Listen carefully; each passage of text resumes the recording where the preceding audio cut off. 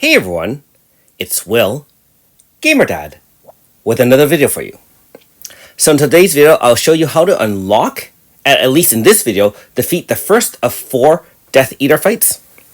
I'm going to say right off the bat that most likely this will be my only fight at the moment until I build up some more momentum. I'll explain why in just a little bit.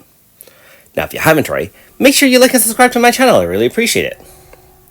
Alright, so after you finish the main, episode, which is the 3 chapters for part 1, you'll then be able to travel back to this one area that has the large sword kind of embedded into the ground. It's called the God Spike. And you'll see a cutscene right here. It is a blue exclamation where you'll kind of see what the heck that is. After that, it'll warn you that certain locations will pop up the Death Eater, so you have to be well prepared. Now that being said, I only went to the first area to unlock it. I believe there are actually 4 areas, but this is the most convenient, and I guess it's just muscle memory where I kind of came back to this area. You do get an Astral Archive unlock as well. Alright, so back to the fight here. This is the first of 4, and this one is actually vulnerable to fire.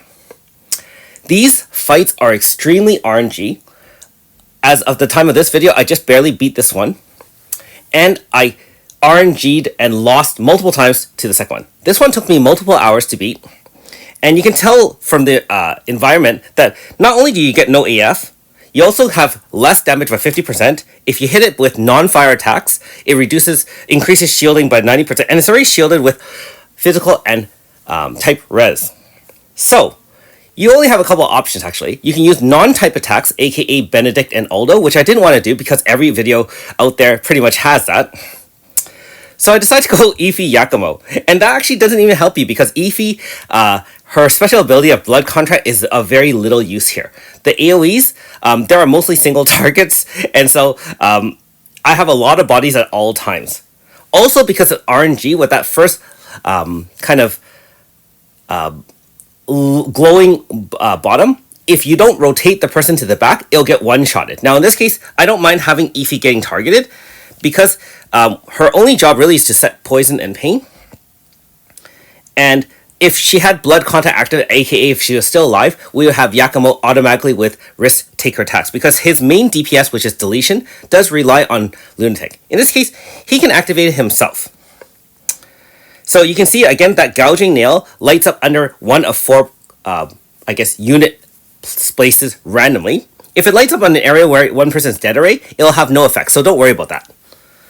However, the fact that this boss requires, I would argue, at least 150% or better in terms of type res down if you are using fire DPS, makes this fight near impossible unless you are using extremely powerful units. Look at this, even with me putting 100 up, 100 down with Ultra Sukiya, as well as extra 50 up, 50 down with AS Nakoko, and all the boosts and things like that, we only got that much damage. And you know that usually he can damage cap each and every hit for 2 billion. So this is kind of what you're looking at in terms of the amount of DPS required.